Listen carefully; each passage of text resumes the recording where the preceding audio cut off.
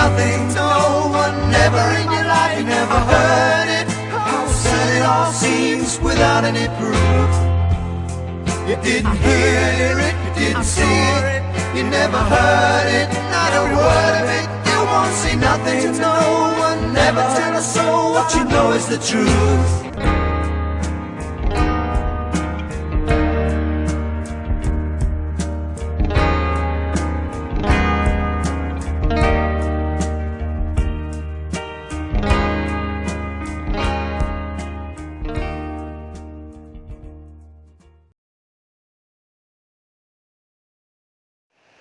Hello, Dr. Judy. Hello, Dr. Jerry. Dr. Jerry, did you take engineering statics class? No, I did not. It's sort of like the boot camp course of engineering, and it teaches discipline to start at the beginning. But I was very rigorous about you define the problem first, and then what you're given, what you're looking for, draw a line across the page, label what you're going to find, draw a line across the page, then you start doing the solution. And you annotate the solution so that if you have amnesia, you can pick up where you left off. Anybody can follow it through. And that way also the checkers, who check your numbers, can follow through. And you put your name here, and you put the course number here and the date there, and then 1 out of how many pages or 2 out of how many. So in case one gets lost, everybody knows. And it seems like busy work at first, but then once you get in the routine of it, it helps problems to get solved. Oh, we'll start off looking at, what counts here is to have the right colored lab coat. Because then you're officially, responsible for who knows what. But our culture is designed, somebody pointed this out when I was in Holland, that this was, the idea of a white lab coat for doctors came from Fifth Avenue. Something like that to, let people know that they're an authority figure. But, of course, the hard hat and the clipboard show it's an engineer. You got to have the right outfit these days. I'm sort of making fun of how we subliminally get co-opted into believing what someone says based on their attire or the props, including these props. Somebody on the left there is holding up something in a glove that nobody can see. And the guy on the right, we of course remember, Colin Powell, holding this test tube of powder in front of the UN. Is he threatening them with biological weapons? It's a prop, but it subliminally gets recorded in our subconscious as they must have evidence. See, they have something in that test tube. They must have evidence of weapons of mass destruction. But empirical evidence is the truth that theory must mimic.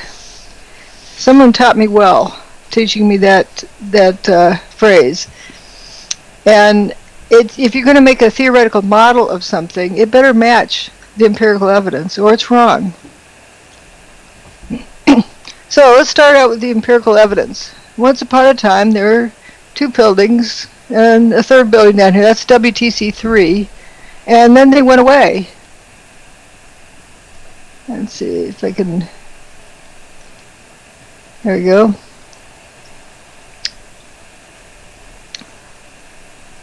And remind you of what was there. That much material went away just into that little corner that was left. And what this shows us is that somebody has the ability to direct energy in such a way as to disrupt the molecular bonds of matter.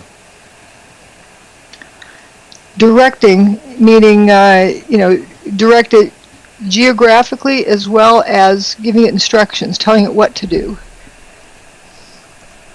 And I mean, directed energy in the most general sense. I'm not talking about a line of sight, laser gun or something like that. I'm just talking about directing energy to do something normally that it doesn't normally do, and also directing it geographically. Something with a WTC prefix and no other buildings. And we'll see that technology exists and that the whole world knows it.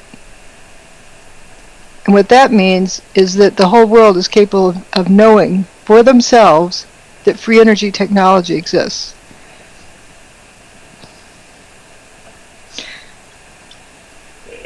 Dr. Judy, is this any Yes. way related to HARP?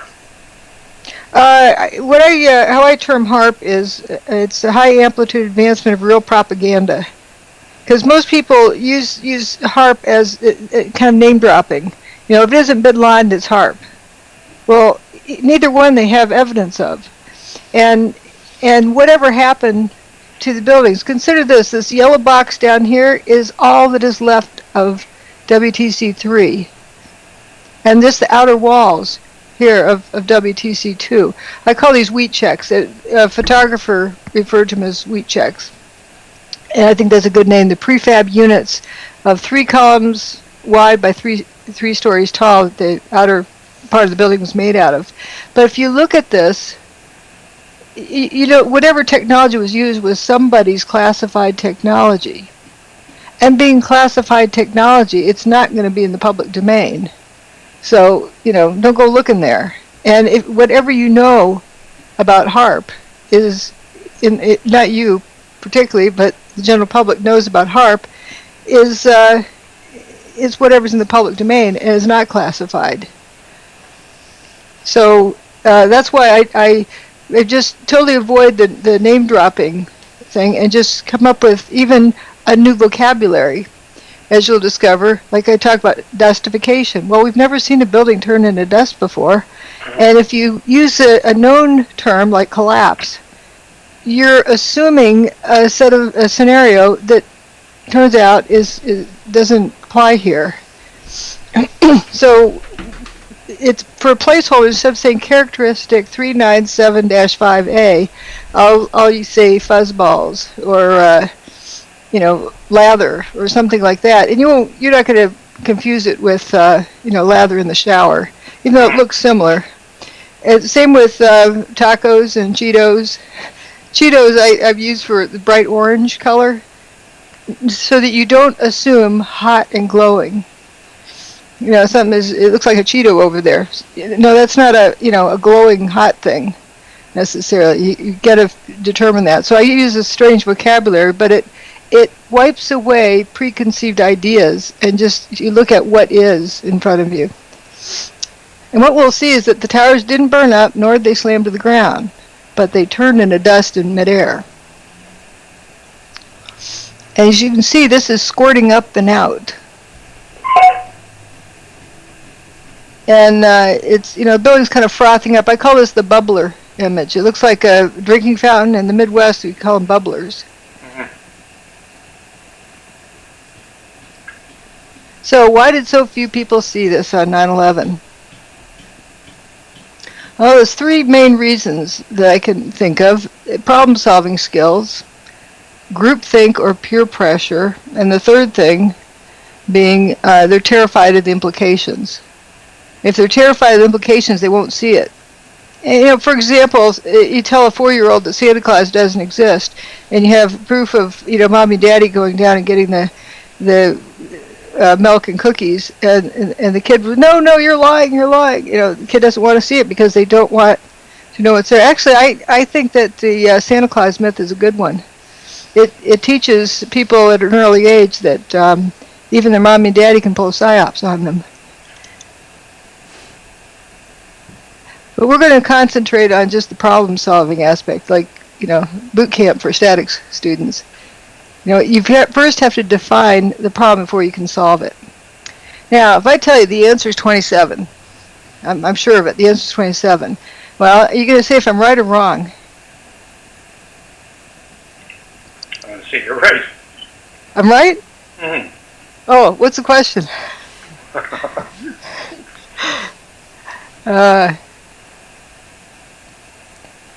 You have to know what the question is before you can know if the answer is right or wrong. And also the order in which you solve the problem matters. You know, this mathematical equation here, if you add first or multiply first, you get different answers.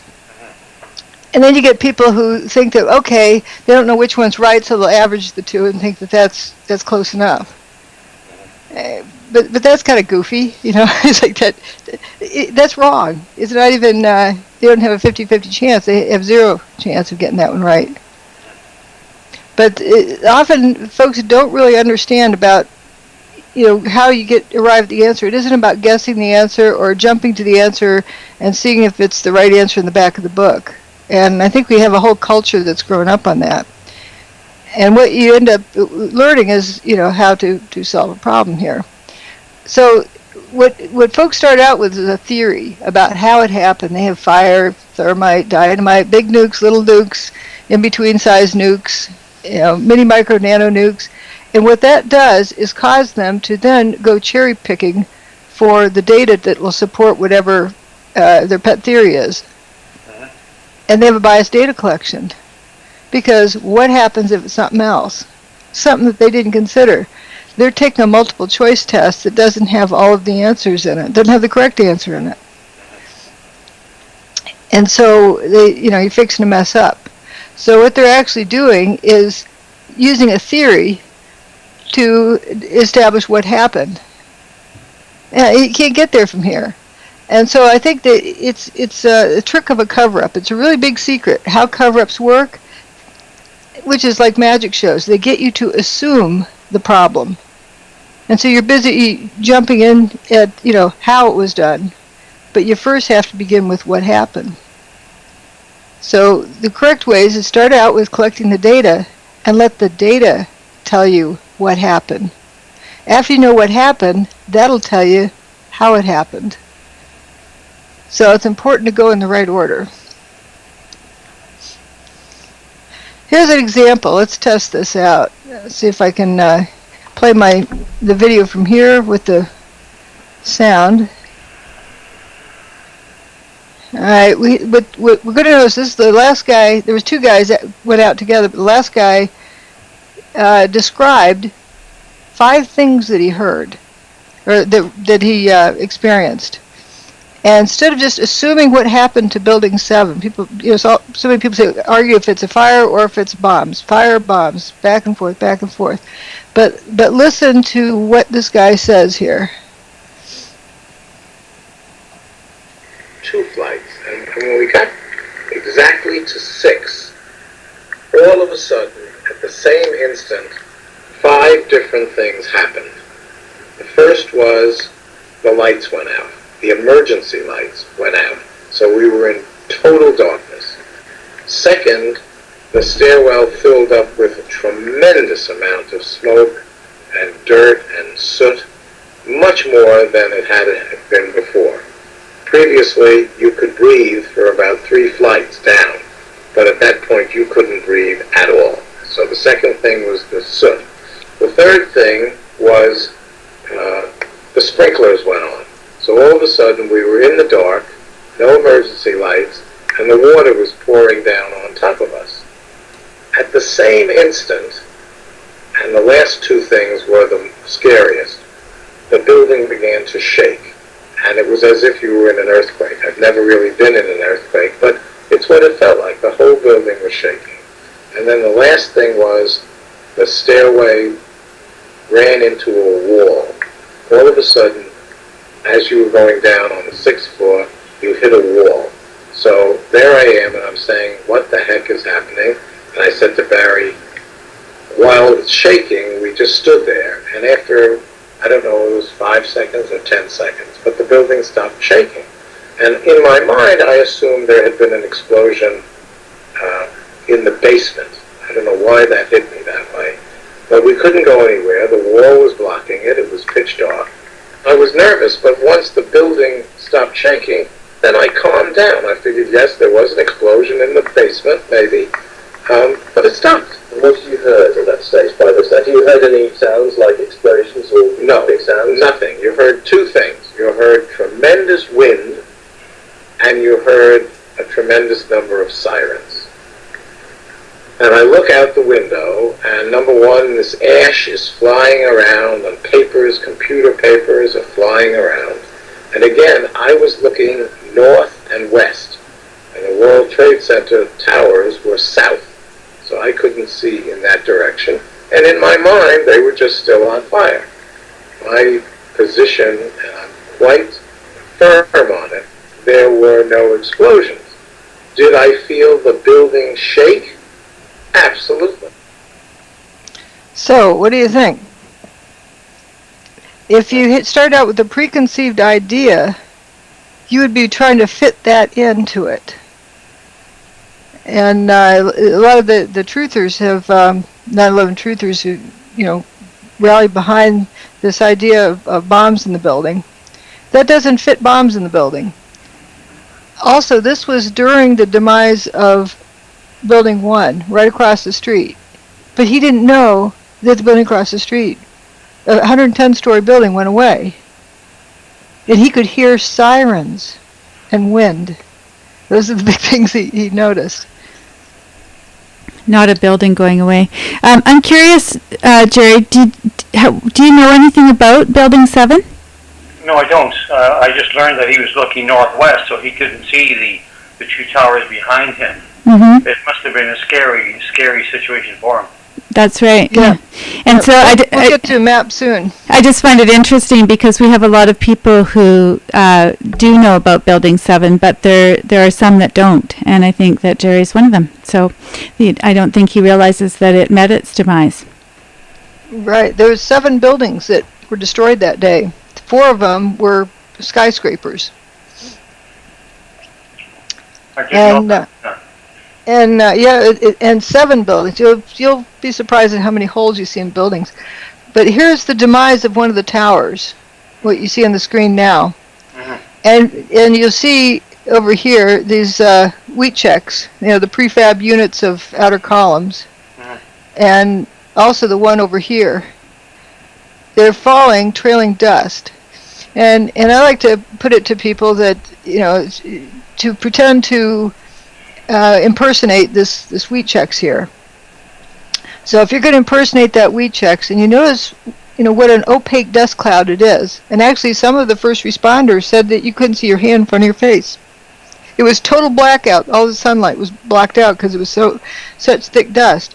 Okay, so if you're going to try to impersonate that steel wheat checks, what do? You stand on top of the building, cover yourself with dust, and jump off.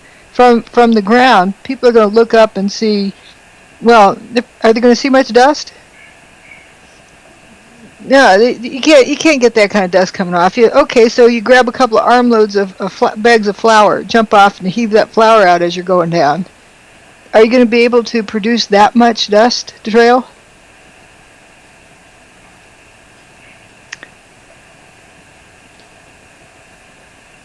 Like, notice this, thick frothing stuff over here. It's quite staggering, the density. It almost looks like cotton. What do they call it? It looks like extremely dense, extremely thick. Right. Sometimes I've referred to it as shaving cream. Like spraying shaving cream out of. Yeah, like foamy. Yes, you're quite right. Yeah. So that's not just a dirty windowsill. There's something else going on here. And pretty soon you realize that dust has to be that object frothing up into dust as it's descending. Mm-hmm. And that being the case, if you had picked one of those 5 things in the eeny, meeny, miny, mo category of fire, bombs, nukes, thermite, whatever, you wouldn't have been retrieving this information. Mm-hmm. Yeah. So the point is why it's so important to start with the evidence first. Mm-hmm. So we're going to begin with what happened, and from there, only then can we determine how it happened, and then only then can we determine who's involved and why they did it. And I like to cite the Casey Anthony event, where people were jumped into how it was done and who was involved and all of these yellow ones. But they had yet to determine what happened, and that's what the prosecution failed to show. So they didn't have a case. If you don't know what the crime is, you can't accuse someone of it. Mm-hmm. It's so important to first determine what happened, and generally the whole rest of it will unfold from there. Yep. Okay. So we're going to focus on that. So we're done with our statics course. Yes, thank you. So the buildings didn't slam to the ground. If they'd slammed to the ground, there's a bunch of things that would have happened that didn't happen. it would have been over 1 million tons of debris piled up. And that didn't happen. And Manhattan would have been flooded. You probably didn't realize that the buildings were built in the Hudson River with a dike around them. And that dike was not destroyed. I didn't realize that. And if they'd slammed down, the seismic charts would have reflected it.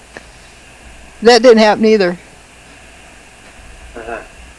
These are the three main things, and people like to focus on three things. So we'll focus on those three, and then there's a whole bunch of other things that are quite intriguing, as well as the stuff we'll cover tomorrow, which shows more proof of concept,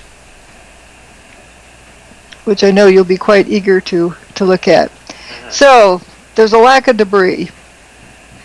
There've been over 1 million tons, and we didn't see that. So once upon a time, late summer morning, you go to work. There's WTC1, there's WTC2, and 3, it's the smallest, it's the tallest building in most small towns there. And then there's a 41-story Banker's Trust. Let's say you work there, and you're going to go up to about the 40th floor and look out the window. And what are you going to see? What are you going to see when you look over there? What's it going to look like? Well, if I'm looking in that direction, of course, my vision is going to be quite blinded. You're going to see a big building there, but instead, this is what you see. Yeah, Oops, building went missing. Yeah. And this window is still intact. There's no dust inside. It's a double pane window. It's still there. Yeah. And you can see some of the reflection of the windowsill there. Yeah. This was Tower 1 over here, that area, and then this was Tower 2, and Building 3 is this little stub down here. That's all that's left of it. And World Financial Center 2 is here, and there's the Winter Garden is over there. And then to the right of here was building, over in this area was Building 4. So just a look again, and this is Building 7 over here, this big tall one. But we're going to look out your office window again, look over at Building 4. And whoops, the main body of Building 4 went missing, and only part of the north wing is left, like it was sliced off with an X-Acto knife. And you can even see this reflection on the windowsill of the heating vent or something like that. This is Building 5, and this is Building 6 over in this area. And what I find so remarkable, there's where Building 4 had been, right across the street, right there. It was a Burger King. And they still had electricity and were flipping burgers for the firefighters. You're kidding. And Wow. it's just the weirdest contrast. Yeah, sure. So here we are back there. This is 1 Liberty Plaza. And we'll look at the top. Now, if you look carefully, I'll show you, highlight the holes and the parts that went missing, other than the 2 towers. You know, the main part of Building 4, and then there's cylindrical holes in Building 5, and then this inside is like a whole bunch of cylindrical cutouts coalesced as though somebody took a post hole digger to Building 5 here, Building 6. And then here's Building 7, where he was north and west, was up in that corner, looking out. And well, during the demise of this building, and he had no clue. He heard ambulances and a lot of wind and some paper flying by,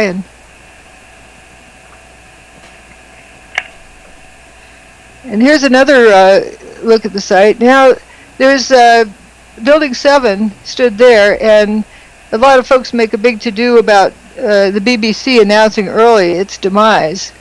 But CNN had announced it earlier in the day that it had, quote, collapsed before it had. But the same is also true for 1 Liberty Plaza. That people didn't know what was going on. And I didn't really appreciate it until after I talked with a first responder who, I said, well, didn't you see something missing, like a couple of buildings? And they said, well, we didn't know where we were. All of our landmarks were gone. you think about it, everything's covered with dust, and then, these two buildings that were 110 stories are gone. And, here's building 3. It's a silver bent building. It's just in its middle of building 6 is gone. So let's get down on the ground and see, what things look like from the ground right in front of building 1. We're going to see what it looks like.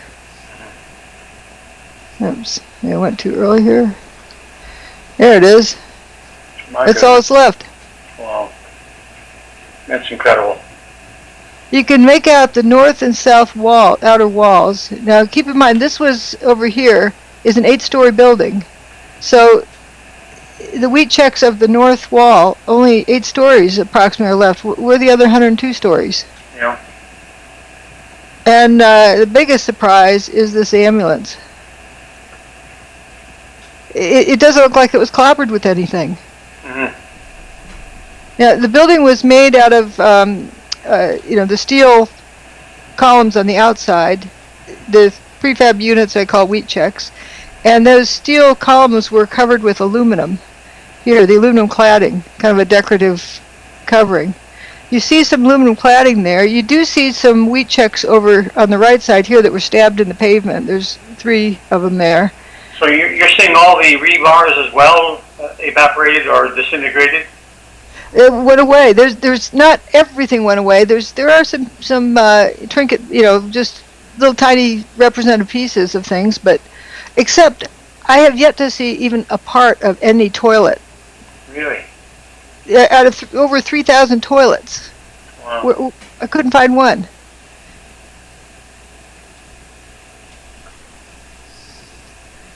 So you're saying it was not intense heat, it couldn't have been.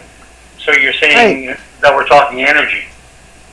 Well, the pieces come together as you go. I think you can say that the building didn't melt into this condition. Okay. And also, right afterwards, you wouldn't have people walking through it if it was, glowing hot. Of course. And this is a very interesting. Let me back up again.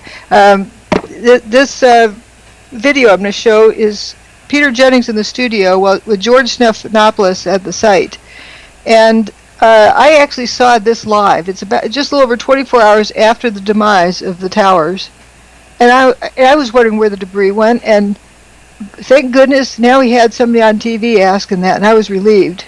But that was the last time I heard them ask this question. Where'd the building go? Yeah. Yep. So you can see it's around noontime. Stephanopoulos is down in Lower Manhattan today, George. I don't know if you heard a little earlier me raise this question, which was actually raised by ABC's Jackie Judd as we look at these areas down below and the video where the towers used to stand and where is all the rubble gone. And have you been able to, is there any way you can answer that question? I'm sorry, Peter, I didn't get the question. Okay, I apologize. Jackie Judd and several other people keep asking us, when you look at where the towers used to stand, there is surprisingly so little rubble. Where did all the rubble go? It's a very good question, Peter, and I have asked some people who've been doing some of the rescue and recovery work this morning. If you look behind me, you can see the skeletal remains of the World Trade Center. And one volunteer, Robert Gerlinski, explained to me the reason there's so little rubble is that all of it simply fell down into the ground and was pulverized, evaporated. Wow.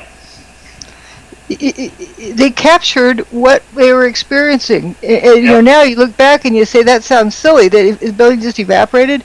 But what else is he to say? That's the best he could do. He's down there reporting to the world what's going on, and that is the best. It's actually quite an apt description, really, because as you see, back in those days, they didn't have that word justification.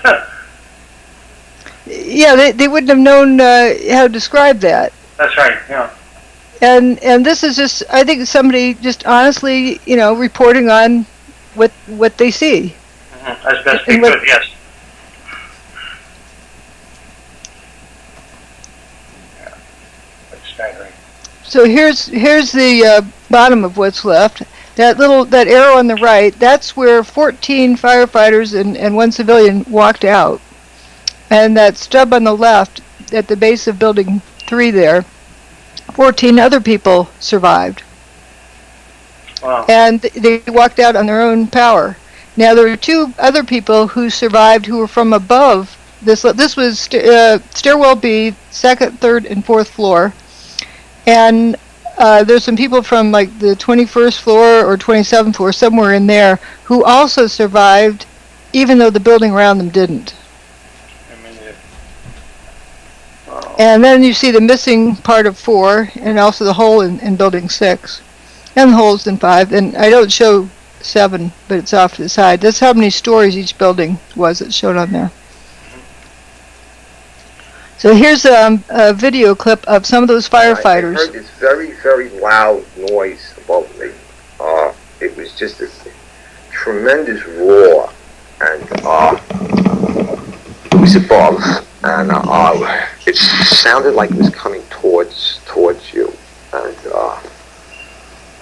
then the wind, a very, very fierce wind, and my helmet started lifting me up off the ground, and so that's when I crouched down. The next thing I just crouched down. I got to the corner of the staircase by the railing, and I just got as small as I could possibly get. Because I'm not a big guy to begin with, so fortunately I'm not.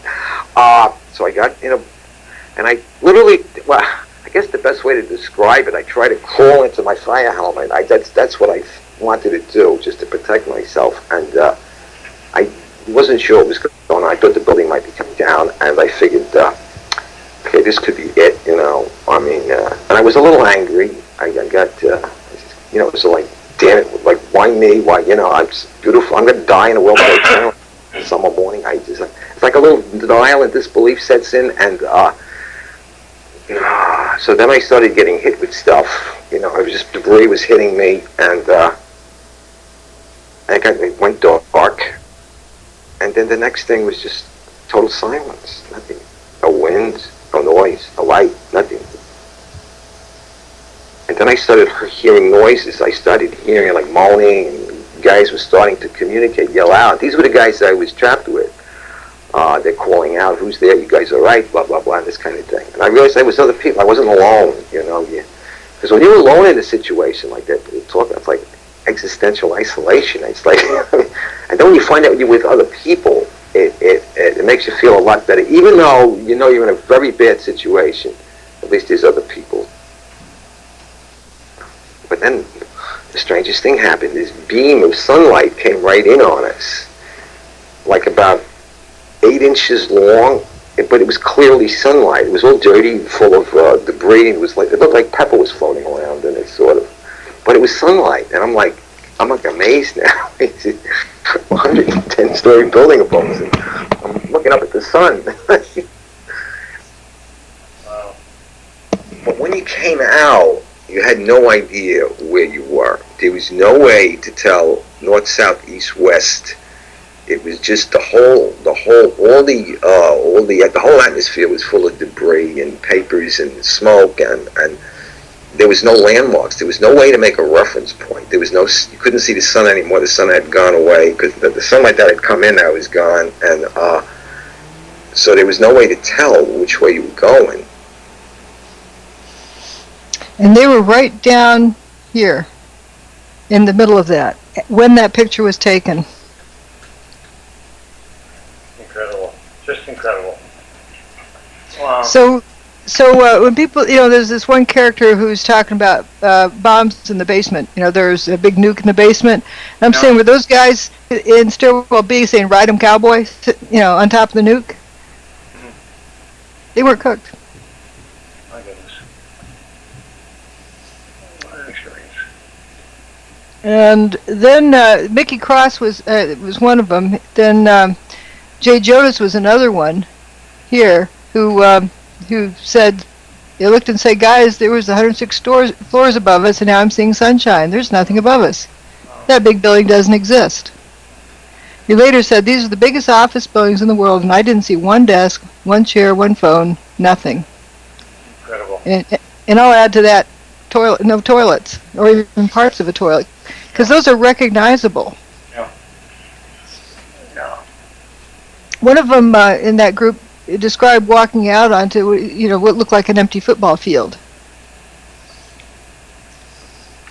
Another one who was in Tower 2 is the one that went first. This one here. And they came out of Tower 2, went into Tower 1, and then heard something, came out there, and, thought they came out the wrong door because, nothing's left. Except this wreckage. And there's another one where the next clip shows a bunch of them describing the scene. Yeah, the 14 people that survived in the bottom of there too are kind of amazing.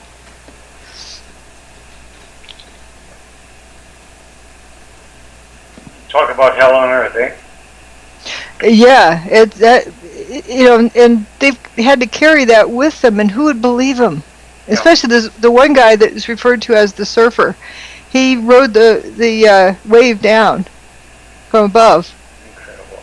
And then lived on top of Stairwell B, and it's like how to get here. But he just this past fall finally came out and allowed his name to be used. Before then, he was just an anonymous person.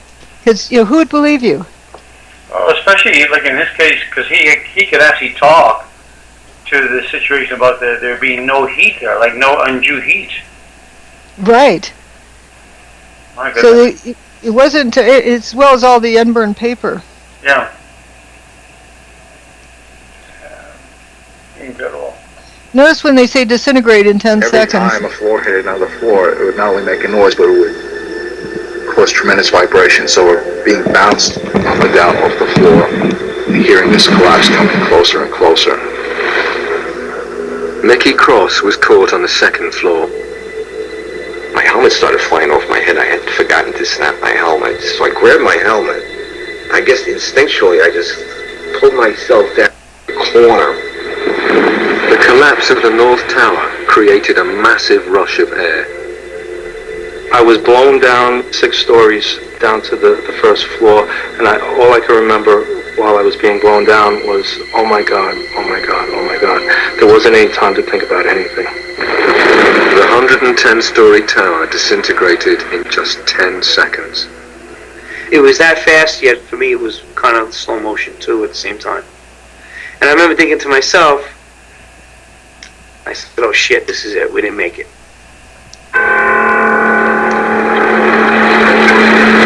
Faced with what seemed like certain death, the trapped firemen thought their last thoughts and prepared to die. In those 10 seconds I was like, well, I'm 33, what have I done with my life? Worked almost all the time. My wife is going to be a widow now, and I pretty much saw myself, pretty much saw my funeral. I saw everybody at the wake at my funeral, and my parents and family there. You think about everything I guess that you haven't done in your life, and you realize that, is this it? Are you going to make it out of here? And I was just too young, and I have too much more to do with my life than for this to be it. I thought I was going to be dead in a few seconds, and I remember feeling, I hope this is fast, because I had a fear of being trapped, like say with a broken back or severely injured, and still being conscious and alive. It was strange, but I was at peace when the collapse actually started. So whatever's going to happen now is going to happen, and I hope it doesn't hurt too much, but the fear was gone. The collapse of the North Tower killed over 1,300 people trapped inside the building. But some of the concrete walls encasing Stairway B had remained intact, and enclosed within them, 14 people were still alive. As they opened their eyes, it seemed as if a miracle had happened. I could hear Mike. I could hear him groaning. I could hear him called out to me. I called out to him. So I knew he was alive. From the neck up I seemed okay, but everything else was just like pins and needles. I mean, I was slapping my leg with my arm. I'm watching my arm hit my leg, but I can't feel it. I had my flashlight on my side, and I looked at my hands and looked at myself to see if I was bleeding or anything anywhere. When he heard noises around him, Captain J. Jonas realized he too had somehow survived the disaster. I wanted to know who was still alive. And I started calling them out by name. It's sort of a shock. All of them survived. Just astonishing, actually. And you think of that fellow who fell 6 stories and didn't seem to suffer any ill effects. It's almost they came down on a slide of some sort. I'm impressed. I'm impressed with your power of observation. Right. You think I'm going around that stairwell going thunk, thunk, thunk, thunk, thunk, thunk, thunk, thunk. And then you also think of Mickey Cross talking about being lifted up. Yes. And having to pull his helmet back down. Yeah. There's other stories like that too. Yeah, they're impressive men. Yeah. Impressive humans. So we're going to look at down at ground level here. There's the remains of Building 4. Wow. You know, that part that went missing. It's just, you could almost take a broom and sweep up what's left. Mm-hmm. This is Banker's Trust over here that you're looking out the window from, from your office. Mm-hmm. And this is really the only part that's left is this little corner stub here. And then there's the north wing, but it didn't even, it's above where the wall was, but it's a very kind of straight line across. And like a building demolition expert could not do a more perfect job. True, very true, because you're left with a pile of stuff too. That's right, yeah. And over here is the Burger King where they're flipping burgers. Yeah. And there's also rounded holes in glass without cracking the rest of the glass. Pretty strange Wow. thing. My mind is busy trying to imagine what could have caused this. Who could possess such power? Right. Well, it comes clear later, but I think you can see the importance of looking at all of the data first, because the stuff that people would have, like so many people are jumping into the bombs in the building, this, that, and the other, but you could already start eliminating those. Start out with a big circle around everything, and then start checking out of that circle things that don't belong that you can eliminate. Yeah, I agree. And there's a mall on the first floor, right below ground level. Yeah. And we're going to go look there and see, what was going on down there. Here they are. And down here at the end is in that area where it punched through. That's the middle of where Building 4 went missing. But you can see innovation luggage, and then down here is Hallmark cards. So you can tell right where it was, and you can see the drop ceiling is in fairly good shape. Just the lights dropped out of it, but they're walking upright. And right behind these guys, just off the picture to the left, is the Warner Brothers store where they had life-size statues of the various characters. And I like to joke and say, Roadrunner survived. But also, with those, like the buildings being as tall as they were, with the mass, the sheer weight of all those 110 floors, for them to have collapsed the way they did, they would have punctured, depressed that particular sub-level area where these men are now walking. That could not have existed had the buildings collapsed in the conventional or normal way. Yeah. And that level would not have had the structural strength to withstand such a horrific collapse on top of it.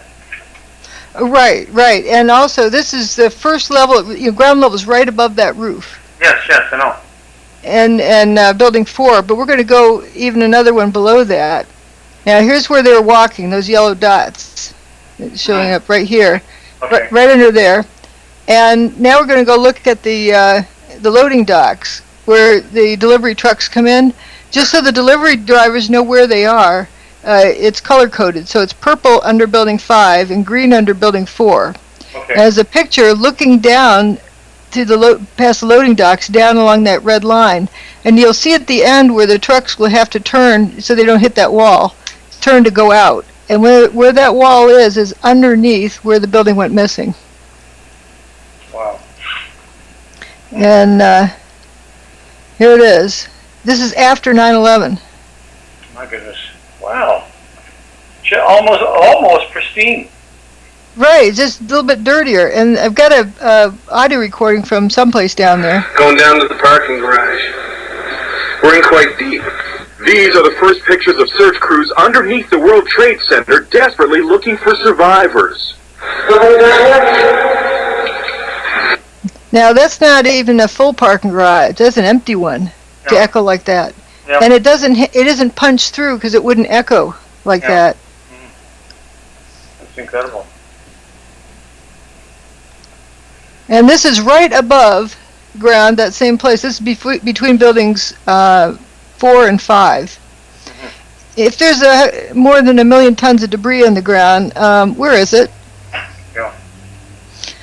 And this is the cement patio of the plaza level. That was in the middle of the fountain that was in the plaza level. We're right at ground level.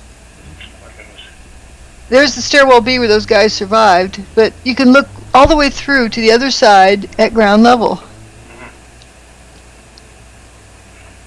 We were able to move 120 dump trucks out of the city last night, to give you a sense of the work that was done overnight. So some of the debris has already been removed. More of it is being removed, and it'll be done by barge all throughout the day today. They're gonna be finished by 5 p.m. Incredible.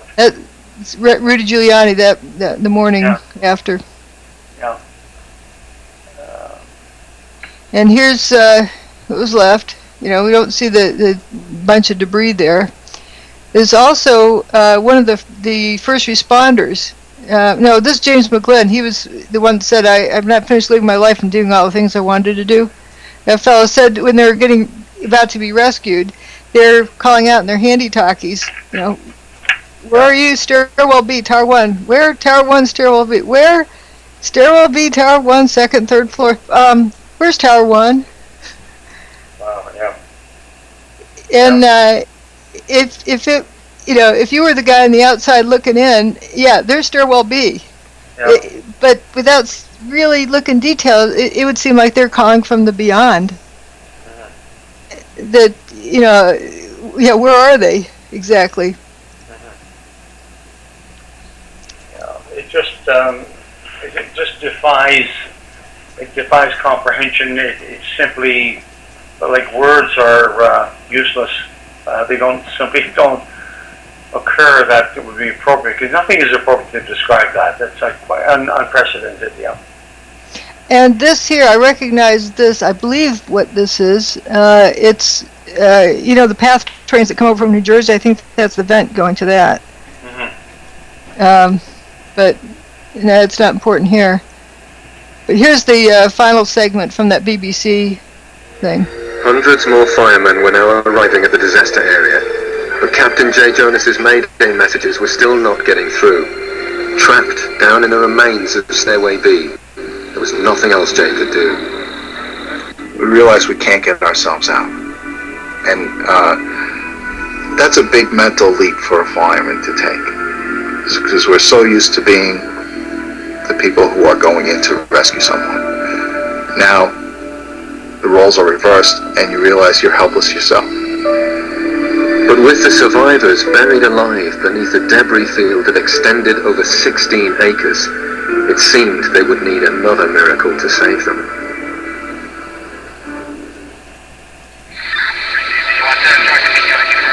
It was midday on 9/11, and in the chaos and confusion, Captain J. Jonas's Mayday messages were still not being received. The fireman had no idea there was a pocket of survivors nearby. Then Jay again tries to make radio contact. Unexpectedly, this time his call is picked up. One of the officers coordinating rescue operations is Chief Nick Visconti. He responds to J. Jonas's Mayday call.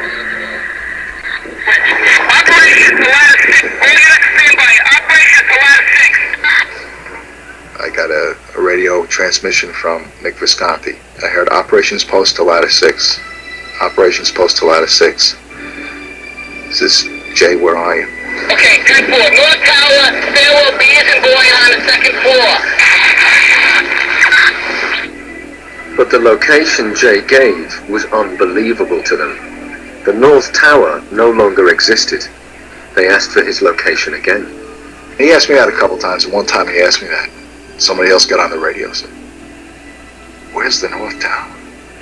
I remember somebody saying it. Where's the North Tower on the radio? And I said, oh shit. I says, it's not good.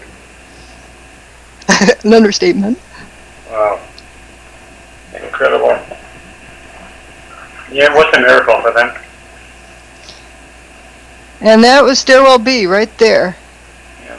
And you see the outer walls of Tower 1. Something else to note is that WFC2 is 44 stories tall. But notice the dome here, how healthy it looks. Yeah. Yeah, it doesn't look clobbered. Yeah.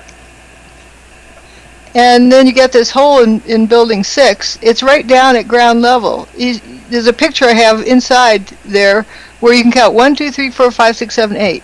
Yep, all 8 stories are there. You know, you can count up. And so you know you're at ground level. It didn't go below ground.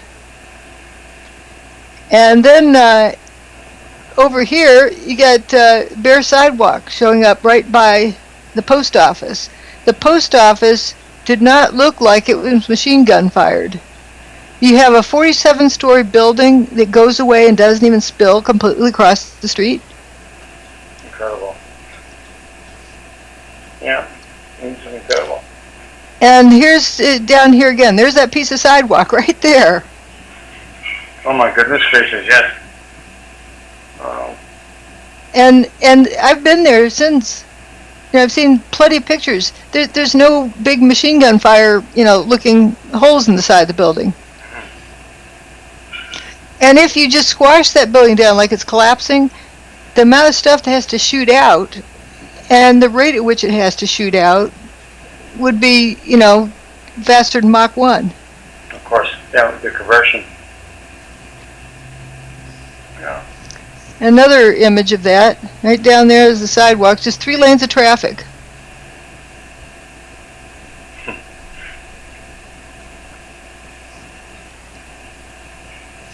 And I'm sure you've seen this famous picture on the left. Yes, I have. And it looks like there's a humongous pile behind there. Yeah. Trying to figure out where it is, it seems like it's behind one of those 3 wheat checks that are in the middle of the street. Mm-hmm. And this is from about the same time of day. Here's the same guys over here. Yeah, what's back there? This little thing here, that's the northwest corner of Tower 1, of the remains of Tower 1. Okay. And you can see this is just starting to dry up. This was kind of a lake in here because one of the water mains broke and flooded West Street. Mm-hmm. And it's a picture from the pedestrian walkway. Here's some other angles. Here's those wheat checks again. There's point D. So they're like over in here somewhere. Mm-hmm. And it was just before the demise of Building 7, which is over here. So that's where all this fuming is coming from. And here's another close-up picture of those wheat checks in the street. There's Building 7 over here. It's still standing. Mm-hmm. And this picture is timed at 4:52. There's still a lot of sunlight on that. And here, there's less sunlight here at 5:04. Yeah. So it's somewhere in that time period where that picture was taken. The famous flag picture. Mm. But what's interesting is that they already have the cranes there. Mm-hmm. Let's see if we can go back to that other image. I guess it's already. Yeah, it's awfully fast, same day. Yeah, look at that super duper crane there. Yeah. It's a jumbo size crane. Yeah. And then here's a glimpse of that with Building 7 still there. Mm-hmm. They got the flag mounted, upside down car, right in there. Yeah. What time of day was that again on 9/11? This is around 5 p.m. No. What time did it actually occur?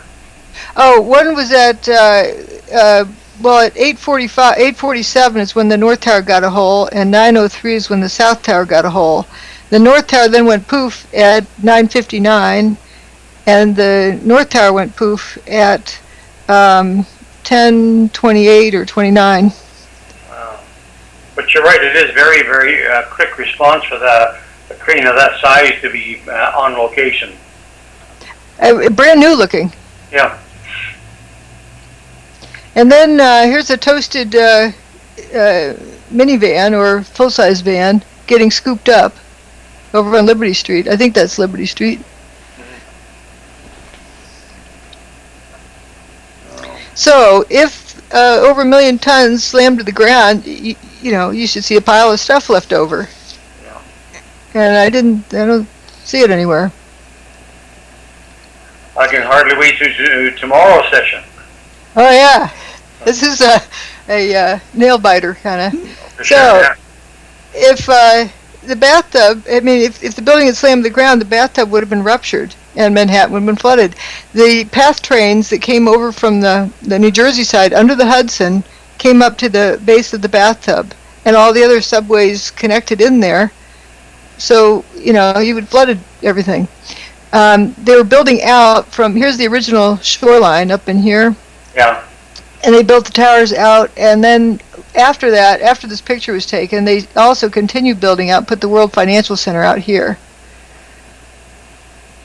But here you can see it's right at water level is, you know, the first floor. Yeah. I didn't realize that, yeah.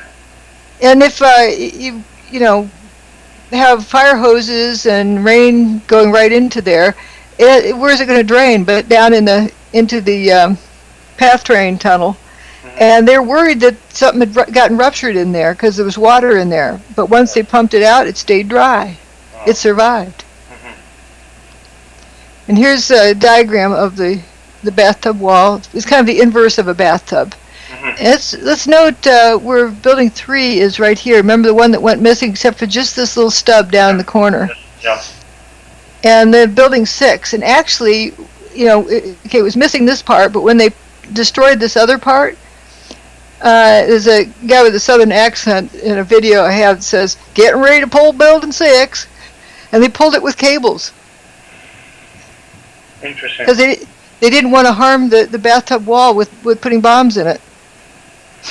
But you'd almost think that whatever evil person or persons that orchestrated this had some prior knowledge of the design and the build of that, as you see, the bathtub.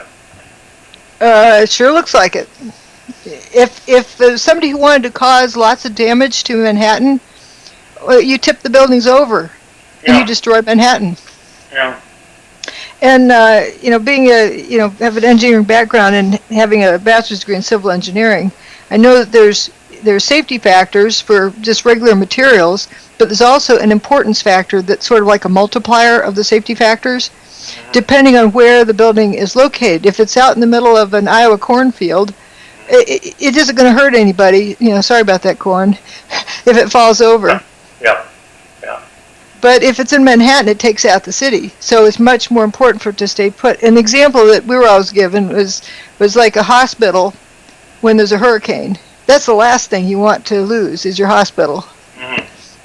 So it has a much bigger importance factor. It's sort of a multiplier. And the importance factor for the World Trade Center, you can bet, is a humongous number, so that there's no way the thing's going to fall over. Yeah. And you notice before they built the towers, the path trains went up here and they relocated them to within the bathtub. You can also see the original shoreline. Yeah. And here's when they're building it, way down that hole. And here's the Hudson River right here. Did you mention when they built the path trains? Oh, like 1909, I think, was when the terminal opened in 1909, July. Thanks. It survived. And so they built things much better back then, I guess. And so you can see this wall there, and that all of the old shoreline was, right along through here. And that the old terminal was over in here. And so this is all like below the water table. Yes, I see that, yeah. So if you drop these buildings down, they're going to rupture the bathtub. Actually, what it turned out that they discovered, like right afterwards, they brought in that big earth-moving equipment. I call them mega cranes, super duper cranes. They realized real quickly they needed to set up some new rules, that they had to put them on wooden platforms to distribute the load, and they also couldn't have any crane within X number of feet of another crane, and also it couldn't be within X number of feet or Y number of feet to the wall. It had to reach way over the wall into the bathtub to get stuff, because that's what was damaging the wall. The wall wasn't fatally damaged by the building's destruction. It was the main damage was caused by the earth moving equipment, because the wall was now unsupported on the inside, and mashing down the ground right on the outside was pushing the wall inward. Yeah. There's a picture I have in my book of the road of Liberty Street cracking open. This in here. And after they cleaned it out, voila, you got a clean bathtub. And, the folks who talk about all the, molten metal and hot, super hot, their heat map shows this patch being real hot. Well, how do you put this ramp down onto that within a few weeks? Yeah. And over in this corner, they piled up a lot of junk to drive the trucks out that way, and they damaged the wall a little bit there, the wall between the big and the little bathtub. But you also showed where the firemen were walking with their normal footwear on, and they weren't in any way impeded by heat. Exactly. And there's pictures I have of them wading in knee-deep water without boiling. Yeah, but even like the firemen and the ones who were captured or captured, if you like, in the stairwell, the heat would have certainly gotten through to them had there been any.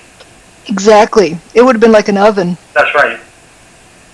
Even 100 degrees, they would have been worrying that they're going to bake. And none of them commented at all about heat being a factor whatsoever.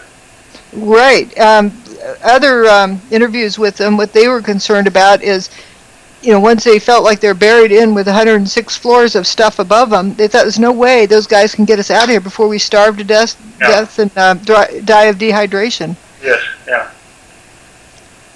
And here's where Building 6 had been. You see, it was still intact. They left the parking garage there for stability of the wall, because nothing's supporting it otherwise on that end. And so that's the footprint of Tower 1, footprint of Tower 2. It's quite uncanny how precise was that destruction. Yep, that's why I say directed geographically. Yes. Yeah, I agree with you entirely. It has to be. Like a structural engineer would have a field day analyzing that. They should. It is rather remarkable that, look at the front of this building. It's so clearly and cleanly confined, my goodness. This building had a stab wound about, 10 feet off the ground or so, but, nothing else. That's the Verizon building. Yeah. And there was no stab wounds in adjacent buildings that I could find above, like, the 18th floor. Now, in December 2006, there was a meeting. This is after the report for Building 1 and 2 was out. Their NIST folks were meeting to discuss what happened to Building 7.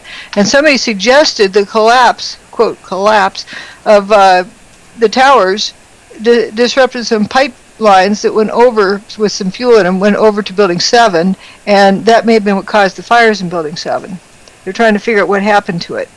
And, whoops, where'd I go? I jumped. There we go. And so we're going to hear what NIST says, that it wasn't seismically significant. I thought the seismic data you were going to look at was data associated with the collapse of the tower, particularly 2. Yes. Oh, yes. We did look. Obviously, we've looked at all of the seismic signals. The main focus of that was to establish the timing of the various events, and if any, again, using it also to see if there were any events that we could not explain other than it being the collapse of the towers and the World Trade Center 7.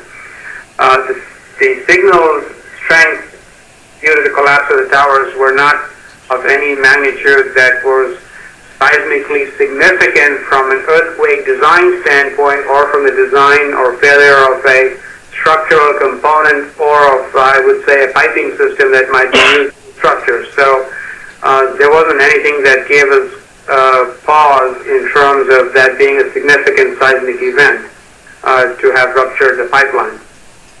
Not significantly, not a significant seismic event to rupture a pipeline that goes underneath the tower.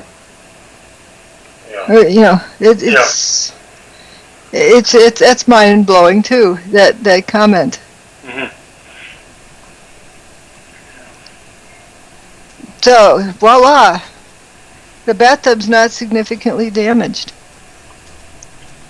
Yeah, it's remarkable. And then you can see the park on the yellow level, or the red level, or the blue level. So how you doing so far? Well, it's not been time wasted, I'll tell you. I found it very, very interesting. Just mind-boggling. Absolutely mind-boggling. Thanks. You see why I say that, staying away from the trendy terms and so forth, but just looking at what this thing can do. Call it Acme discombobulator 1A. Yeah. Whatever you need. Actually, I do kind of have a name for it based on what it does. It produces magnetic electrogravitic nuclear reactions. But I'll leave that one aside for now. Yeah. Now let's look at the timing. Got a problem with the timing. If you drop a bowling ball off the roof, way down to the ground, you have time is ticking left to right. If it drops faster, it would be further, over here. But if it drops at free fall of gravity in a vacuum, it's going to be about 9.22 seconds. Okay. Longer if you include wind resistance. Okay. Now, if you overestimate the damage in the building, so that you have, because people say, well, the plane, or the plane-shaped hole, there's stuff missing. So, are you still there? Hello? Hello. Yeah, I'm still here. Yeah. There you go. Oh, okay. Something went quiet. So if you, let's say, overestimate the damage and say 9 out of every 10 floors is missing. So you have just, 110th floor, the 100th floor, the 90th floor, the 80th floor, and everything else in between is just missing. So if you're going to drop something, it can free fall for 10 stories before it hits another one. But as we've seen from the pictures, the building dustified. And there's not enough energy to dustify that much material from gravity. And there's not enough energy to break the next floor either. But we'll pretend there was energy for both, because just to look at the timing issue. We'll pretend there's enough energy. So we have this leapfrog that if somebody's like holding a billiard ball, I like to use those because they're standard issue, same shape, weight, and everything, except the cue ball. Just that you get a blue ball, a red ball, and you can keep track of the different ones. So somebody from the 110th floor drops a blue one that goes down, and then somebody's got their hand sticking out the window holding a red ball, and as soon as the blue one goes past, they can drop the red one. And then 10 stories later, somebody's holding a yellow ball, and as soon as the red one goes by, they can drop that one. That's 31 seconds. So there's the blue ball being dropped, and so it can't trigger the red ball. It takes 2.8 seconds for it to get to where so it takes time to trigger the next one. Yeah.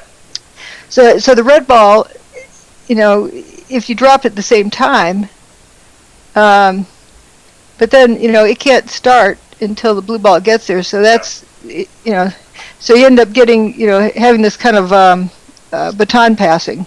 Yeah. And people think of this pile driver pushing everything down, but you'd have a stack of pancakes left over if that were the case.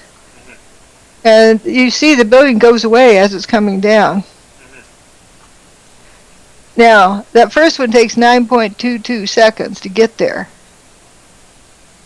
And the rest takes much longer. But NIST says one of the buildings went away in 8 seconds, the other one went away in 10 seconds. So that's a bit of a problem. Let's look at the seismic chart. The ground shook for only 8 seconds during the demise of Tower 1. We just look at the timing issue right now. Yeah. So the ground shook for 8 seconds. So if you're going to get everything on the ground in 8 seconds, that means you have to, get creative here. Well, let's pretend it's 9.22 seconds. Let's try to scoot everything for that. So you have all of this, the baton passing series, and you're going to need to move those over and get them all in the ground. So each floor is going to need a head start to get to where it needs to go. So that means each one's going to be triggered before the above one gets there to get them all on the ground at the same time. Yeah. Within 9.5 seconds.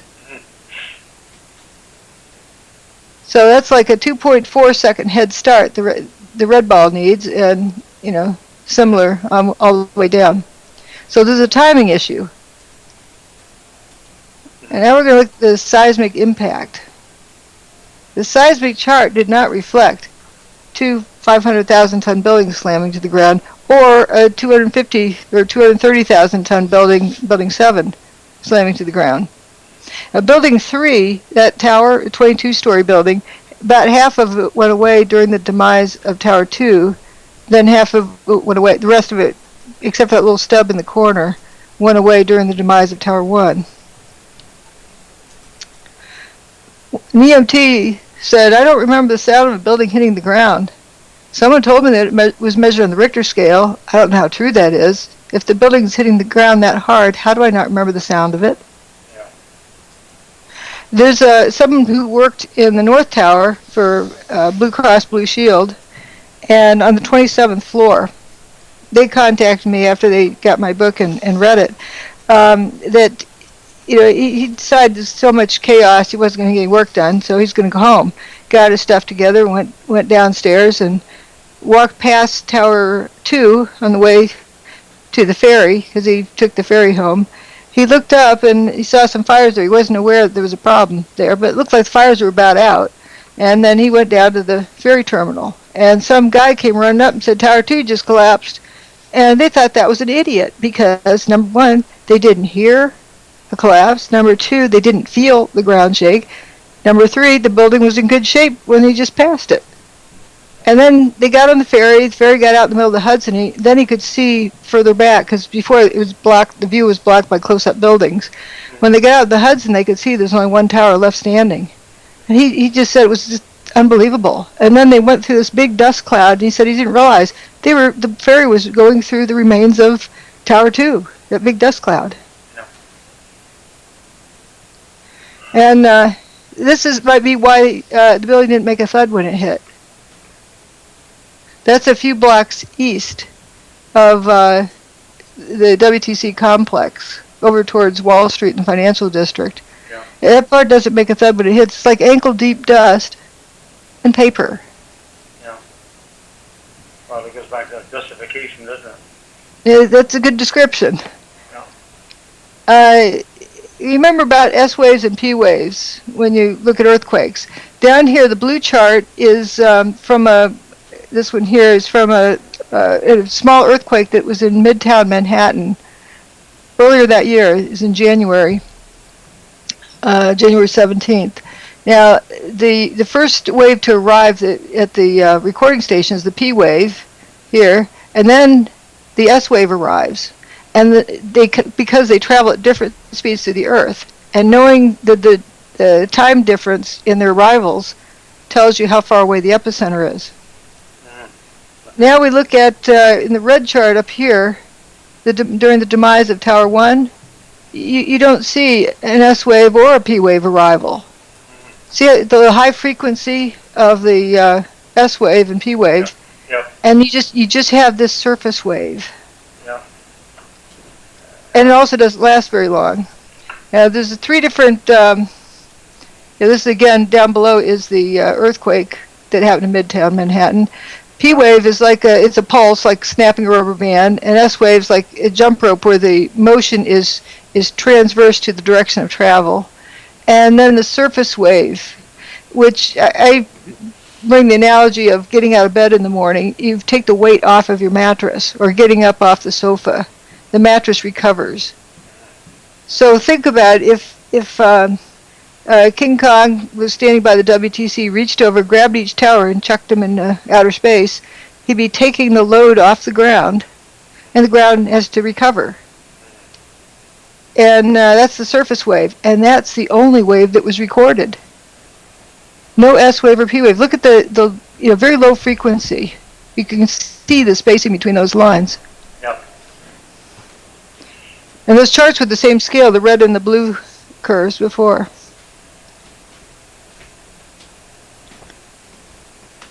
So, we have a problem here. The ground shook for 8 seconds, but it takes 9.5 seconds from the roof to the ground in a vacuum, like throwing a bowling ball off the roof. So, you can see from that chart the ground did not shake for longer than 8 seconds. It pretty much quieted down. We don't even know if it turned into dust in less time. It just took 8 seconds to dampen out the surface wave. Yeah. But in any case, you don't have S waves and P waves, which travel through the Earth. Surface waves travel along the surface, not through the Earth. Mm-hmm. And these buildings were built on bedrock. If you slam a building, controlled demolition, they slice and dice the building and slam it down to the ground, and hitting the ground is what breaks it up. Mm-hmm. This thing didn't slam to the ground. It'd be like hitting a hammer on the rock, or the tuning fork, to go through the Earth. And here's a seismic chart that begins right after the demise of Tower 2 here. It's just quieting down. And then you have the demise of Tower 1, which was the equivalent of a 2.3. And you have quarry blasts all afternoon from quarry blasts in New Jersey and Pennsylvania and New York, and surrounding areas. Yeah. And then down here you see this blob of stuff there. What do you mean by quarry blast? Oh, rock quarry. They're What they do with blasting? Yep, blasting. Okay, gotcha. So they have rock quarries in Pennsylvania and so forth that they're setting off charts. It just shows that the equipment is working properly. Exactly. Okay. Exactly. Yeah. So then you get down here to this blob here. That's the Fox Islands in around the Aleutian Islands in Alaska. My goodness gracious, wow. And that's what that blob is. See the red line next to that? Yep. The event 5. There's the 5 there. That was Building 7's demise. Wow, so it's extremely sensitive. It was not a seismic event as far as this goes. But where I'm getting at that the equipment, the monitoring equipment, the seismic monitoring equipment was working properly. Exactly. Which raises the mystery, or heightens the mystery. And so maybe that in controlled demolitions you get something else. Nope. Here's the Seattle Kingdom. There's lots of data for that. That's why I use that one as example. You get S wave and P wave arrivals, and you see that very high frequency. Lots of noise. Now remember, it takes 9.22 seconds in a vacuum to drop a bowling ball off the roof and have it hit the ground of one of the towers. This for comparison of heights. For lengths of time. The equivalent for the Kingdom was just under 4 seconds to drop a bowling ball off the roof there and have it hit the ground. Okay. Yet the ground shook much longer. Yeah. Not shorter. You're just adding to the mystery, Doctor. Yeah, and notice the S and P wave arrivals here for Building 7. They calculated when they're to arrive because they saw no hint of it in the seismic charts. This is from 5 different stations.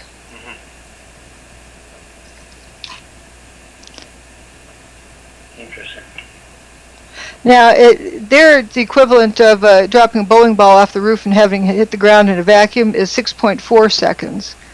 Yet you see this surface wave less than that. And this is a very expanded vertical scale because there's almost no signal at all. It's just background noise mainly. And actually, the MANY station here, they couldn't pick out anything from background noise. Really? They knew where it was located and calculated when the S&P waves were supposed to arrive there, but and they didn't even have the surface wave there. Wow. So let's sum this up here. The first building to go was Tower 2 here, and let's say you turn the building into dust from the 16th floor up. You just dustify it. All right, there you go.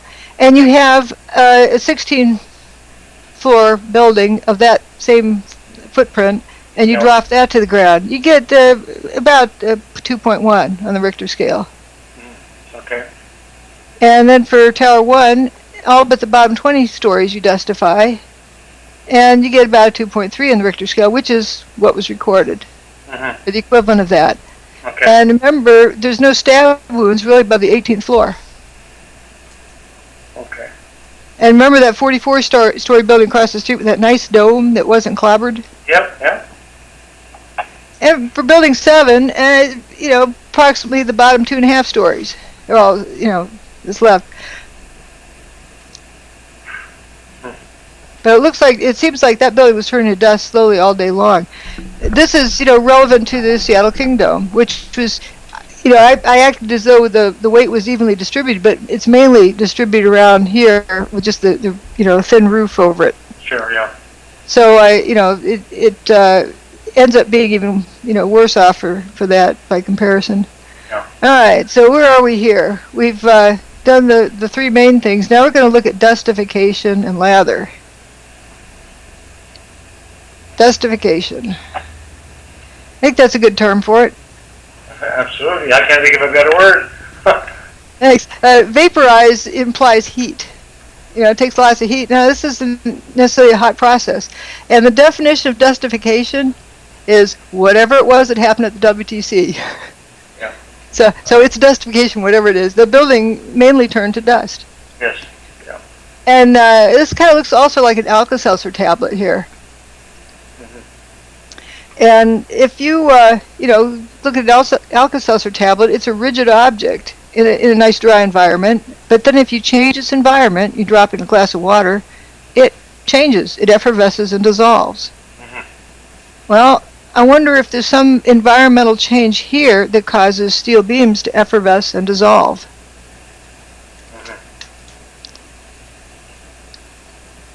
Now, this picture has been shown a lot as, the truthers like to call this evidence of explosions.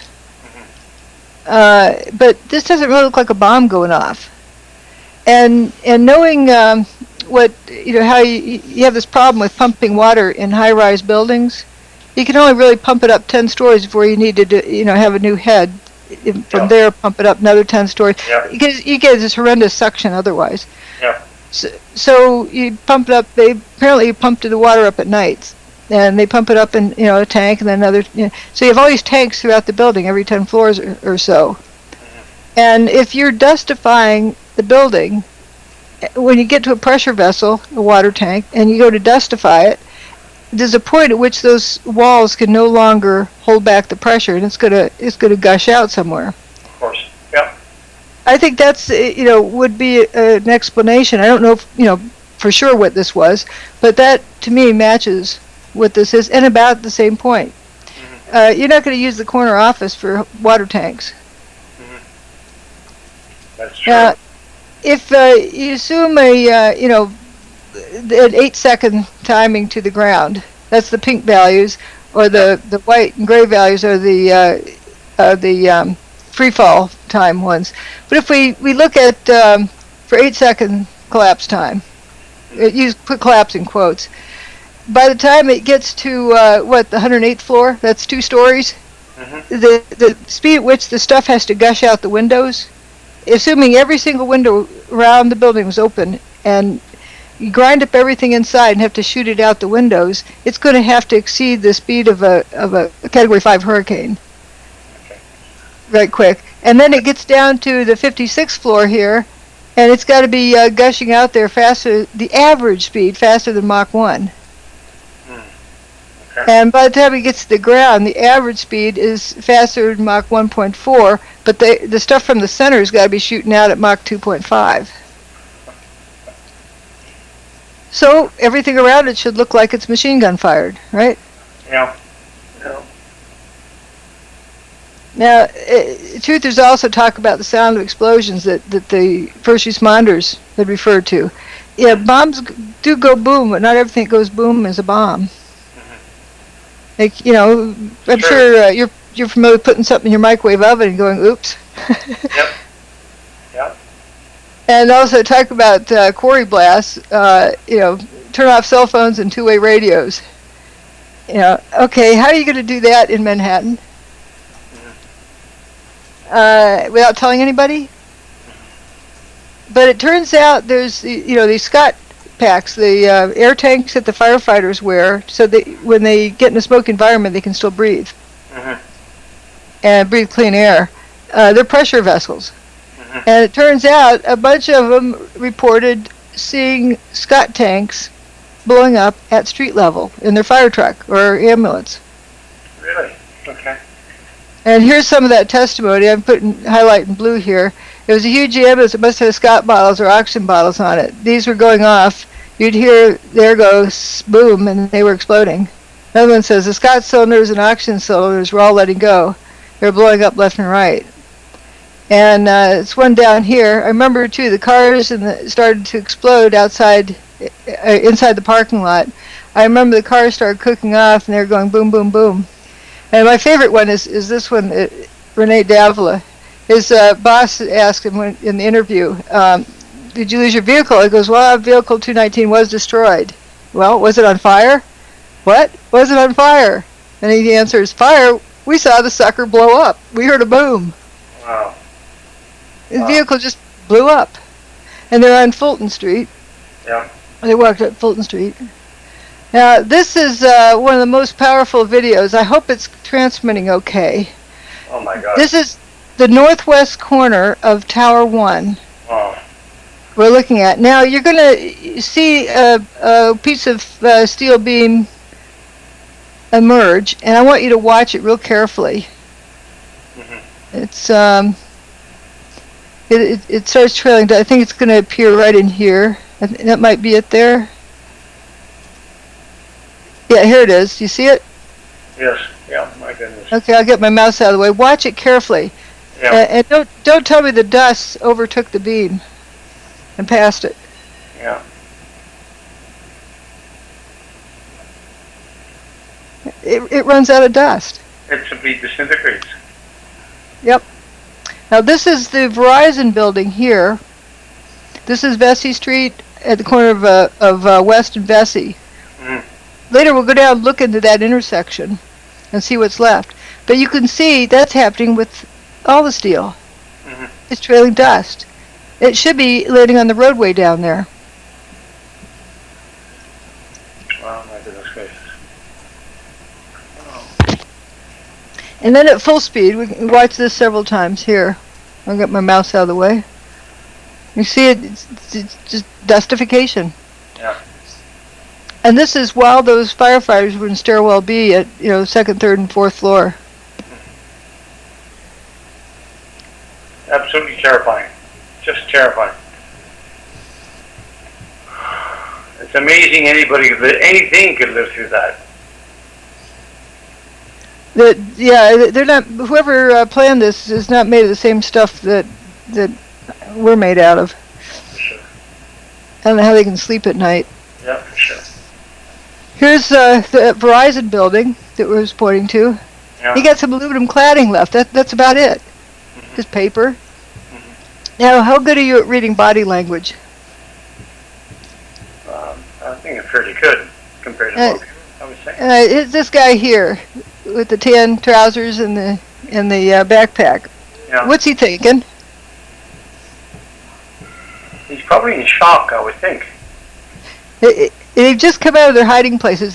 Where people went and hid during Building 1's demise. They've just emerged. Yeah. And you should see, this is where Tower 1 was, and you got sunlight coming through there. How about this guy with his arms crossed? Or this guy with the hands on his hips? Arms at the sides. I call this picture the Twilight Zone. Yeah. They just, in awe, and you don't see any big piece of steel there. I'm sure there's some there. There's some further down, but compared to what we saw flying out.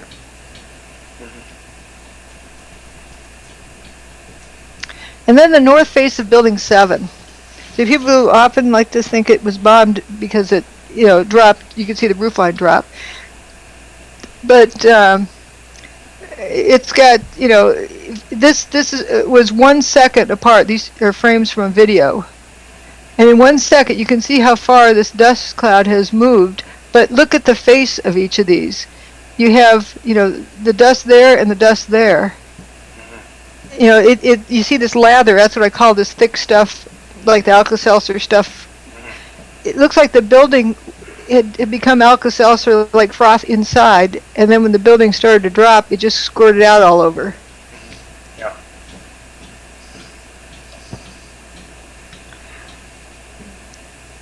And now there's something else we're going to look at. It's quite interesting. This picture up here is from the angle A2. You see where A2 is there. Yep.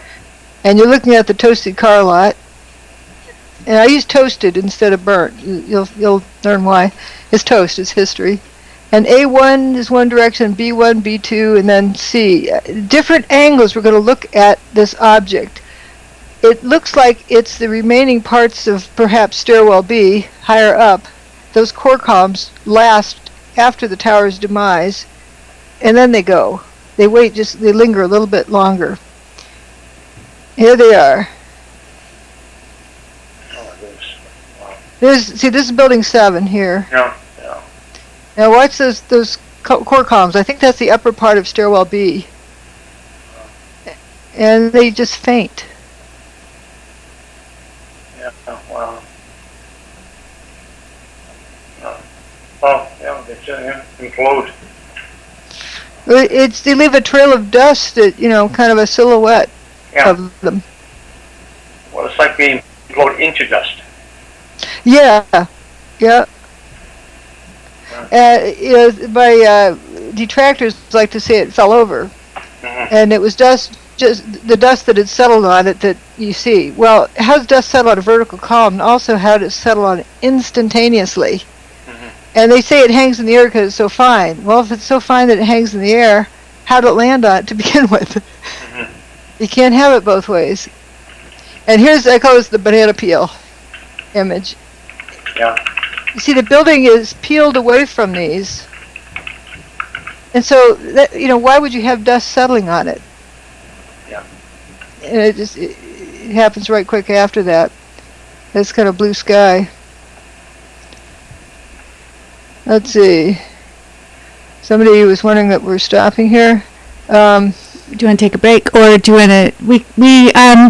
We basically go until we get through the first part of the presentation. But you guys decide. Yeah, I'll be happy to stop whenever you're ready.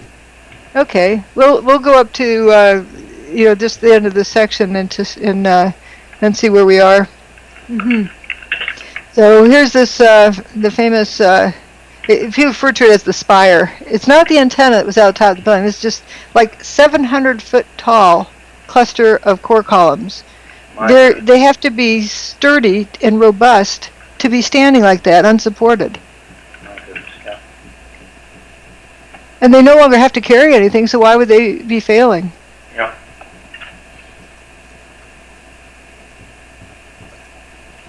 I get tired of saying incredible or. There are only so many words that one can use to try to describe reaction to something that is unprecedented.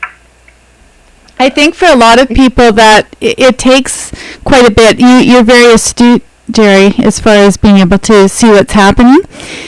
For some people, believe it or not, when they see this, they their minds are still trying to go back to whatever it is that they have figured out about this event, and a lot of people have preconceived ideas, and the great thing about you is that you don't have a lot of preconceived ideas, that you can see it for what it is because of your experience and because your mind is open. And I think this is part of the exercise for people in the audience, for them to keep their minds open. There's a lot of people that have ideas already about there were explosions, there were nukes, there were this, there were that, or they don't even realize that there were other buildings that came down, for instance. So a lot of what happens with Dr. Judy's detractors is that they will try to look at these images and get some other information other than what they're seeing before their eyes.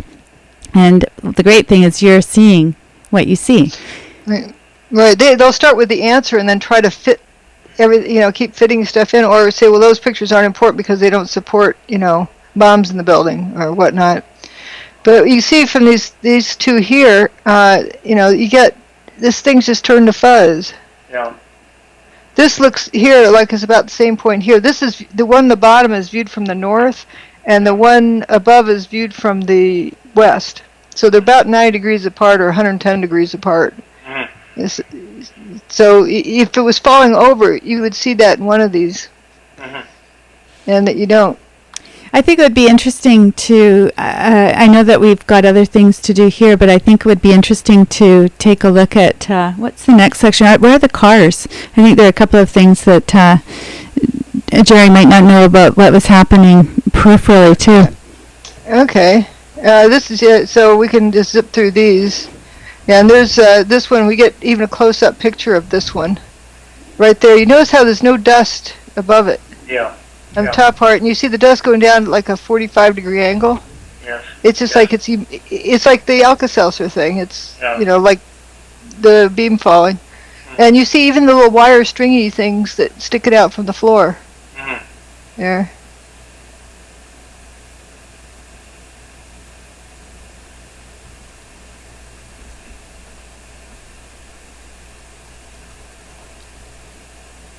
What bothers me, and I think the lasting impression I have, is that there's some monster, be that an individual or an organization, that can come up with such evil and cruelty to do this, and has the skill, and it boggles the mind, really. And there's also people who want to cover this up.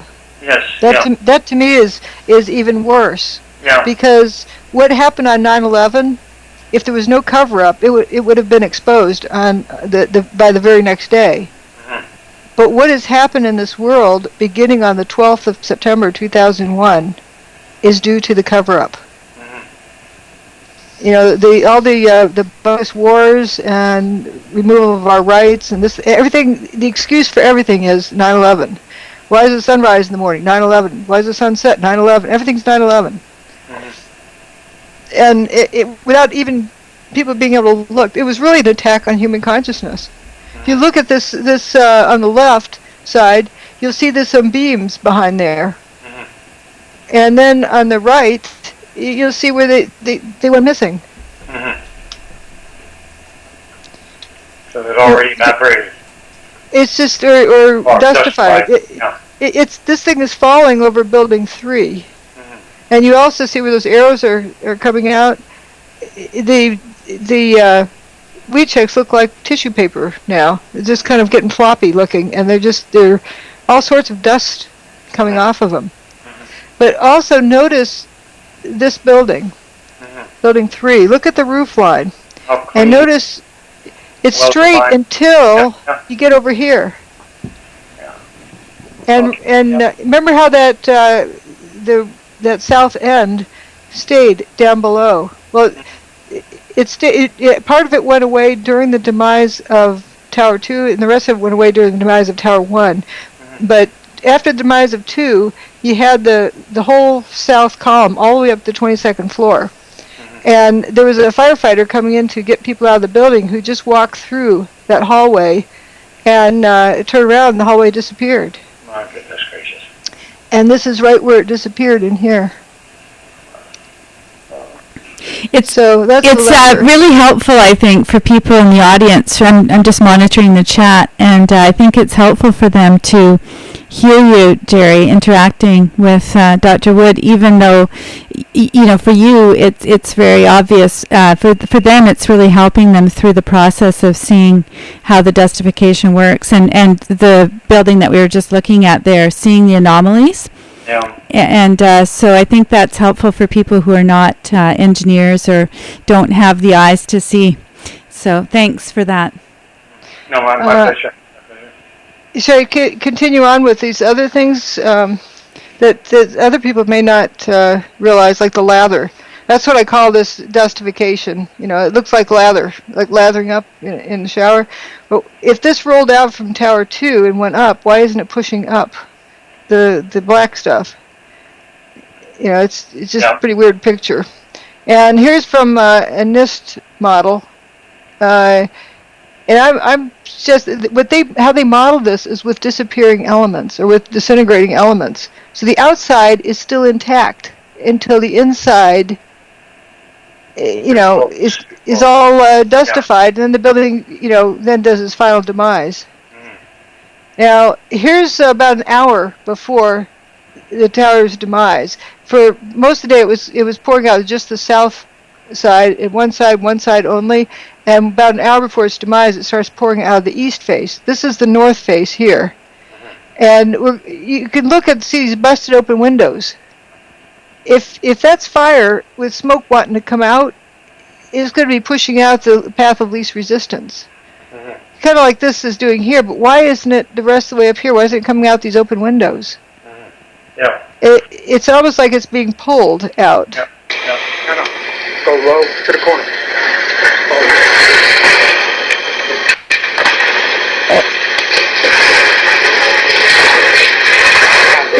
And the wind was only 7 miles per hour, 8 miles per hour that day. It was light breeze. And so this is kind of strange that Like a goes a little hurricane more at the time. end, It's spiraling around with some kind of a vortex, and it's not wafting up. Yeah, but it's more than 7 knots too. Exactly. It's like it's being pulled out rather than pushed out. Yeah. Wow, you're amazing in noticing these things. This is a low-quality image I just stuck up here because this reminds me also of Building 7. People say Building 7 was obviously a controlled demolition, didn't look anything like 1 and 2. No, this is how 2 starts. It tips over, and then this top part just disintegrates. Much like how, just think of Building 7 being that top chunk. It just, it's like the molecules, instead of being attracted to each other, they suddenly start repelling each other. And it looks like water turning to steam. Yeah. But it's interesting that there's a structural weakness appeared midway down that building compared to the previous building, which simply dustified vertically. But that other building you just showed me, it actually the tipping top. Yeah, that's right. So but what's also interesting, it tips, and then it seems like it just stops tipping, and maybe even tips back a slight bit while it shrinks up. Yeah. And I brought this up to NIST in my request for correction, saying, their analysis of the tower's demise violates the laws of conservation of angular momentum. And they said, no, it doesn't, because we didn't analyze the collapse. We only analyzed the building up until the point that it started to go away. So as long as the building was standing, of course, it obeyed the laws of physics. So therefore, they didn't. So what they did is admit to me they didn't analyze the collapse. Yeah. Their 10,000-page report was just a sideshow. 10,000 pages. My goodness gracious. Yeah, I don't think that Jerry's aware of your the court case that you had with NIST. Dr. Judy's the only person that actually has done the investigation. They're always calling for a new investigation, which has already been done, and she did take them to court. So she's seen some of these people face to face on the stand. Not on the stand. It didn't get to court. Well, seen them because it.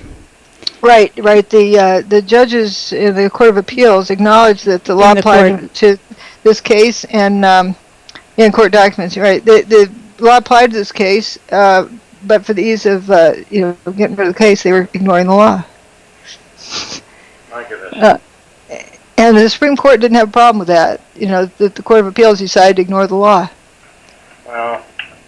So, but we went as far as you could take it. But you can understand why this can't go to court. It's somebody's classified technology. You can't have that in a public court. Yeah. So you can have behind closed doors, but you can't have behind closed doors unless you let the cat out of the bag. Yeah. Yep. Whichever way, the cat's out of the bag. So the only way to avoid that is just say, sorry, Yeah. But nobody refuted any of the evidence I put forth, which is, a lot of this stuff. So here, you saw this picture of this cloud chasing somebody down the road, and they're making a run for it. This big wall of a cloud, and what this looks like to me is you get the South Tower and grind it up. It will put sidewalls on it, plexiglass sidewalls, okay, grind it up, and then pull out and fluff it up and pull out the sidewalls, and let it just, all that dust go whoosh down the street. That's what it looks like, a wall. Dust. It must be absolutely terrifying. Just terrifying. It's a monster, and I found a video today. I was showing it to Joni about that really captures the blackout. You could see your hand in front of your face. Of course not. And it's just total black, but it's interesting. These little donut-shaped things, like right in there. Yes, It's something I was noticing. Anyway, the cloud just mows people over and keeps on going, just leaves them covered with dust. It didn't cook them. And you see where that first guy's neck was tucked in, and you see where this guy's, whiteware's tie was. Yeah. It just covered him. And the woman in the middle, it looks like she came inside. Maybe the camera lens is also still covered with dust, but she was obviously outside when she got run over with the dust cloud. What a nightmare. And the dust rolls out to a particular distance and then goes up. It's really peculiar, and this grassy area down here stays green. Yeah. Well, my goodness gracious. Yeah. Now, Bob and Bree, this couple who lived in that building, it was so wonderful of them to share this very personal video. Wow. They videotaped it, and at first what you hear is this shh, like a waterfall. You don't hear a kaboomity bang or bomb sounds or anything. Yeah. And the dust cloud never quite touches their window. It rolls out and then goes up. Boy. They must have gone to church the next day. Oh, yeah. And the Tower 2's demise, it rolls up to Warren Street. And then Tower 1, when it goes away, it rolls up to Chambers Street. The towers are about a block apart. Mm-hmm. Isn't that interesting?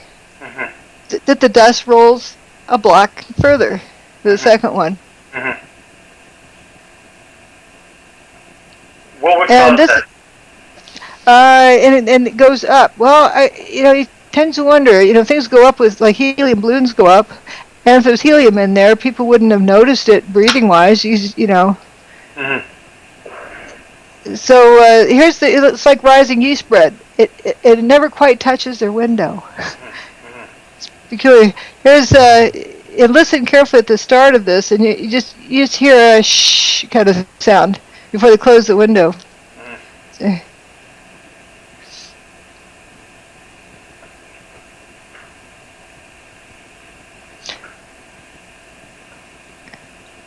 Oh my God! Oh my God! Oh my God! Oh my God! I told you! Oh my God! Oh my God! Oh my God! Oh my God! Oh baby, hold release. There's the spire. Oh my God. Yeah. Come on, let's go together. Yeah. Is this dangerous? It's just smoke. Smoke. Is the air conditioner turned off in the room?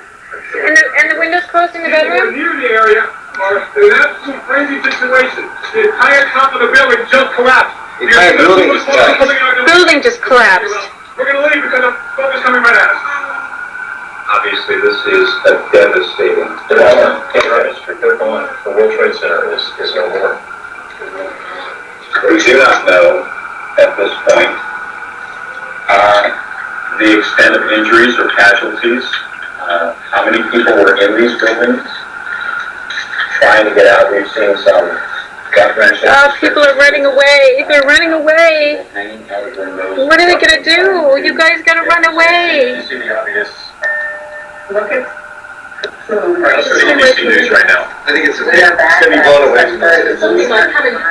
No, the wind is being blown away. Horrific, incredible, not to believe Tuesday morning. We're looking at live pictures from the World Trade Center where just a few minutes ago, within the last minute actually, the second Twin Tower collapsed. Just to recap, if you're just joining us, around 8:42 Eastern Time this morning here in New York City, a plane crashed into the right Twin Tower of the World Trade Center about 200 feet away up the building, leaving a huge gaping hole, a huge fire, and tons of billowing smoke. About 25 minutes later, a second jet, believed to be a 727 or 737, then crashed in the second twin. All these people running away. Boy, they're absolutely priceless. Just priceless photos. And it was so wonderful of them to share this video with the world.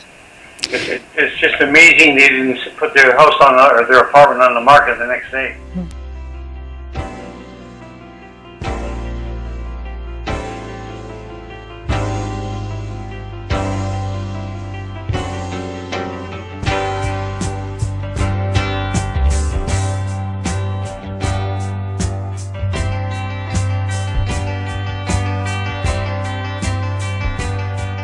Didn't hear it, you didn't see it, you won't see nothing, no one, never in your life, you never heard it, how sad it all seems without any proof. You didn't hear it, you didn't see it, you never heard it, not a word of it, you won't see nothing, no one, never tell a soul what you know is the truth.